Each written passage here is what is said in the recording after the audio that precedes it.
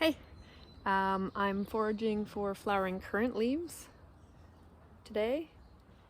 Flowering currant is Ribes sanguineum, and it's a very distinctive currant with really aromatic leaves. So I'm going to make that into a lovely rice pudding, and it's a great thing to do it's the end of June right now. So that's when the flowering currant are nice and coming out.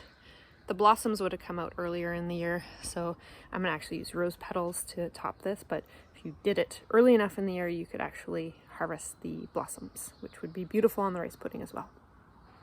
Ding. Rice, vanilla, milk, flowering currant, so that's the wild foraged ingredient, rose petals, golden raisins, butter, brown sugar, salt. So I'm gonna make a rice pudding, a foraged rice pudding today. So I've just cooked the rice with a bit of water just to get it started, and then I'm gonna add my milk and raisins and everything.